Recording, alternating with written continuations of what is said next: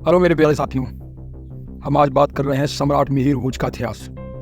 आज इस वीडियो के माध्यम से हम आपको मिहिर भोज के इतिहास का संपूर्ण विवरण करेंगे। इससे पहले आप वीडियो को लाइक कर दें और चैनल को सब्सक्राइब कर दें। धन्यवाद। अब हम आपको आज मिहिर भोज के संपूर्ण इतिहास के बारे में बताएंगे। मिहिर भोज अथवा भोज प्रथम गुर्जर प्रतिहार वंश का सबसे महान शासक था। इन्होंने लगभग 49 साल 836 से 885 ईस्वी तक राज किया था।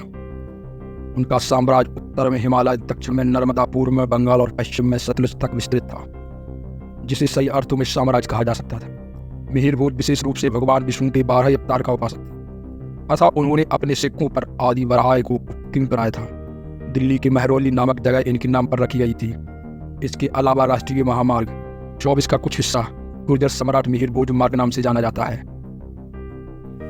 मिहिर भोज के बारे में प्रारंभिक जीवन का कोई लिखित दस्तावेज उपलब्ध नहीं है। इस कारण हम प्रारंभिक जानकारी उपलब्ध नहीं करा पाए। सम्राट मिहिर भोज प्रतिहार अथवा परिहार वंश के क्षत्रिय थे। क्षत्रिय वंश की इस शाखा के मूल पुरुष भगवान राम के भाई लक्ष्मण माने जाते हैं। लक्ष्मण का उपनाम प्रतिहार होने के कारण उनके वंशज प्रतिहार कालांतर में परिहार कहलाए। कुछ जगहों पर उन्हें अग्निवंशी बताया गया है, पर ये मूलतः सूर्यवंशी थे। मिहिर भोज गुर्जर प्रतिहार वंश के राजा रामभद्र के पुत्र और नागभट्ट द्वितीय का पौत्र थे, जो कि गुर्जर प्रतिहार वंश के सबसे प्रतापी राजा थे। सम्राट मिहिर भोज की पत्नी का नाम चंद्रभट्टकार देवी थी, जो भाटी राजपूत वंश की थी। गुर्जर सम्राट मिहिर भोज ने 836 ईस्वी से 885 ईस्वी तक 49 साल तक राज किया। इन्होंने 836 ईस्वी के लगभग कन्नौज को अपनी राजधानी बनाया, जो आगामी 100 वर्षों तक प्रतिहारों की राजधानी बनी रही। मिहिर भोज के साम्राज्य का विस्तार आज के मुल्तान से पश्चिम बंगाल के गुर्जरपुर तक और कश्मीर से कर्नाटक तक था। मिहिर भोज के साम्राज्य को तब गुर्जर देश के नाम से जाना जाता था। ये धर्मरक्षक सम्राट शिव के परम भक्त थे। स्कंद पुराण के प्रभास खंड में गुर्जर सम्राट मिहिर भोज के जीवन के बारे में विवरण मिलता है। 50 वर्ष तक राज्य करने के पश्चात अपने बेटे महेंद्रपाल को राज सिंहासन सौंपकर संन्यास वृत्ति के लिए वन में चले गए थे। सम्राट मिहिर भोज के मित्र काबुल का लालिया शाही राजा, कश्मीर का उत्पल वंशी राजा अवंती वर्मन तथा नेपाल का राजा राघवदेव और आसाम के राजा थे। सम्राट मिहिर भोज के उस समय शत्रु पालवंशी राजा देवपाल, दक्षिण का राष्ट्रकूट महाराजा अमोघ वर्ष और अरब की खलीफा मोतसिम बासिक मुतकल मुंतसिर दादी थे। मिहिर भोज ने अपनी पूर्व दिशा की ओर अपने साम्राज्य का विस्तार करना चाहा, तो उन्हें बंगाल के पाल शासक धर्मपाल ने पराजित होना पड़ा। 842 से 860 ईस्वी के बीच उन्हें राष्ट्रकूट शासक ध्रुव ने भी पराजित किया। पाल वंश के शासक देवपाल की मृत्यु के बाद उसके उत्तराधिकारी नारायण को भोज प्रथम ने परास्त कर पाल राज्य के एक बड़े भूभाग पर अधिकार कर लिया था। दक्षिण के राष्ट्रकूट राजा अमोधवर्ष को भी पराजित करके उनके क्षेत्र अपने साम्राज्य में मिला लिए थे। सिंध के अरब शासक इमरान बिन मूसा को पूरी तरह पराजित करके समस्त सिंध गुर्जर साम्राज्य की अभिन्न अंग बना लिया था। केवल मंसूरा और मुल्तान 2 स्थान अरबों के पास सिंध में इसलिए रह गए थे कि अरबों ने गुर्जर सम्राट की तूफानी भयंकर आक्रमणों से बचने के लिए अनमहफूज नामक गुफाएं बनवाई थीं, जिनमें छिपकर अरब अपनी जान बचाते थे। सम्राट मिहिर भोज गुर्जर नहीं चाहते थे कि अरब इन 2 स्थानों पर भी सुरक्षित रहें और आगे संकट का कारण बने। इसलिए उसने कई बड़े सैनिक अभिमान भेजकर इमरान बिन मूसा के अनमहफूज नामक जगह को जीतकर गुर्जर साम्राज्य की पश्चिम सीमा सिंध नदी से सैकड़ों मील पश्चिम तक पहुंचा दी और इसी प्रकार भारत देश की अगली शताब्दियों तक अरबों के बर्बर धर्मांध तथा अत्याचारी आक्रमणों से सुरक्षित कर दिया था। इस तरह गुर्जर सम्राट मिहिर भोज के राज्य की सीमाएं काबुल से रांची व आसाम तक, हिमालय से नर्मदा नदी तक, आंध्र तक, काठियावाड़ से बंगाल तक विस्तृत थी। अरब यात्री सुलेमान ने भारत भ्रमण के दौरान लिखी पुस्तक सिलसिली उत तवारीख 851 ईस्वी में सम्राट मिहिर भोज को इस्लाम का सबसे बड़ा शत्रु बताया है। साथ ही मिहिर भोज की महान सेना की तारीफ भी की है। साथ ही मिहिर भोज के राज्य की सीमाएं दक्षिण में राजपूतों के राज्य, पूर्व में बंगाल के पाल शासक और पश्चिम में मुल्तान के शासकों की सीमाओं को छूती हुई बताई हैं।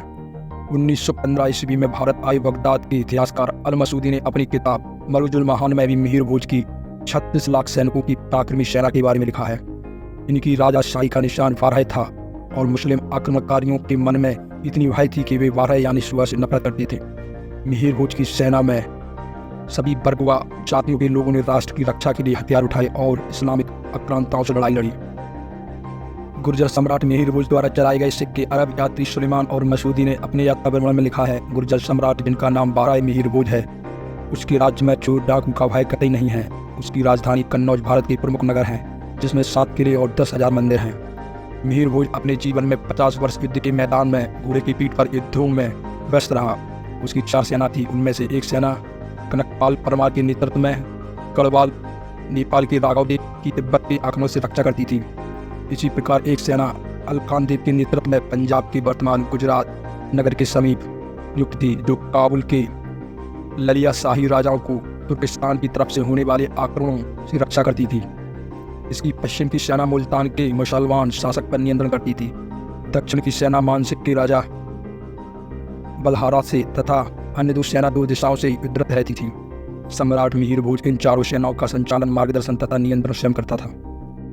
भोज प्रथम ने अपनी राजधानी धार को विद्या एवं कला के महत्वपूर्ण केंद्र के रूप में स्थापित किया था।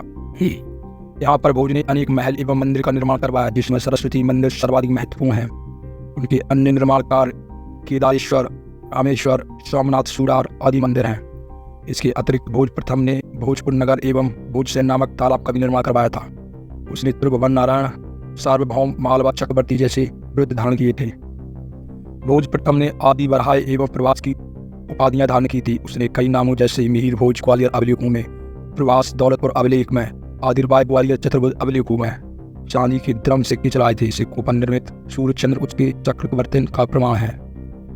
सम्राट मिहिर भोज जीवन के अंतिम वर्षों में अपने बेटे महेंद्रपाल को राज सिंहासन सौंपकर संन्यास ले लिया था। उनका स्वर्गवास 888 ईस्वी को 72 वर्ष की आयु में हुआ था। भारत के इतिहास में मिहिर भोज का नाम सनातन धर्म और राष्ट्र रक्षक के रूप में दर्ज है। इतिहास सम्राट मिहिर भोज गुर्जर थे या राजपूत, इसको लेकर विवाद है। यूपी के मुख्यमंत्री योगी आदित्यनाथ ने 22 दिसंबर 2021 को सम्राट मिहिर भोज की प्रतिमा का अनावरण किया था। प्रतिमा की शिलापट्ट पर सम्राट मिहिर भोज के आगे लिखे गुर्जर शब्द पर काले पूतने से हंगामा शुरू हो गया। राजपूत समाज का दावा है कि मिहिर भोज क्षत्रिय थे, वहीं गुर्जर समाज का कहना है कि वे गुर्जर थे। हालांकि मिहिर भोज को गुर्जर सम्राट बताए जाने के विरोध में कुछ इतिहासकारों का कहना है कि गुर्जर शब्द की व्याख्या करने पर हमें पता चलता है कि ये शब्द एक खास क्षेत्र के लिए प्रयोग में लाया जाता था और उस क्षेत्र के निवासियों के लिए। तभी सुधार, जैन और ब्राह्मण जैसे समुदाय में भी लोगों को गुर्जर कहा गया। बड़ौदा के जो गायकवाड़ थे उन्हें मराठा होने के बावजूद गुर्जर नदिस कहा गया। ऐसी ही जानकारी के लिए हमारे चैनल को सब्सक्राइब करें और वीडियो को लाइक करें। आपका अपना दोस्त सत्येंद्र कुरवंशी। धन्यवाद।